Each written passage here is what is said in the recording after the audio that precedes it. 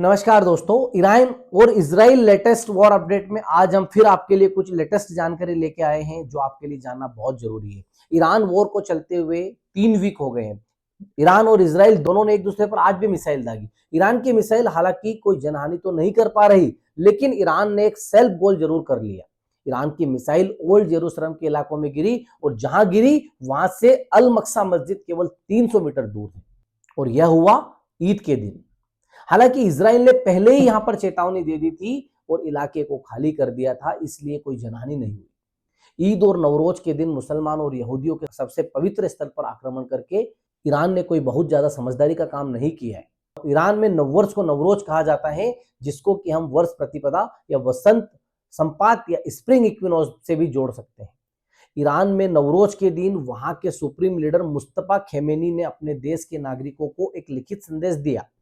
इसका मतलब यह है कि यह नेता फिट नहीं है या फिर अपने मैसेज रिकॉर्ड करने से भी डर रहे हैं, क्योंकि जो लोग मैसेज रिकॉर्ड कर रहे हैं अर्थात आईआरजीसी के स्पोक्समैन इजरायली हमले से मारे गए। हम बता ही चुके हैं कि कल किस तरह ईरान ने इजराइल और अमेरिका के आम नागरिकों को मारने की धमकी दी और यह किसी भी सैनिक रूप से सशक्त देश का काम नहीं हो सकता। वह सैनिक ठिकानों को छोड़कर आम नागरिकों को टारगेट करे। दूसरी तरफ डोनाल्ड ट्रंप ने यूरोप को इतने बुरे शब्दों में कोसा जितना सोचा भी नहीं जा सकता है। उन्होंने यूरोप को कायर कह दिया। डोनाल्ड ट्रंप चाहते हैं कि पर्शियन गल्फ के थ्रू पेट्रोलियम टैंकर सुरक्षित निकल सके, इसमें यूरोप अपना योगदान करे अर्थात अपनी मिलिट्री को और नेवी को लगाए। लेकिन यूरोप का कहना है कि युद्ध समाप्त होने के पहले वो ऐसा नहीं कर सकता। युद्ध समाप्त होने के बाद तो ऐसा करने की जरूरत ही नहीं पड़ेगी। इसलिए डोनाल्ड ट्रंप इतना बिगड़ रहे हैं। वह कह रहे हैं कि यूरोप को सस्ता पेट्रोलियम तो चाहिए, लेकिन इसके लिए वह कुछ भी करने को तैयार नहीं है। डोनाल्ड ट्रंप का कहना है कि सारा का सारा खतरा तो अमेरिका मोल ले और यूरोप उसके मजे लूटे, यह नहीं चलेगा।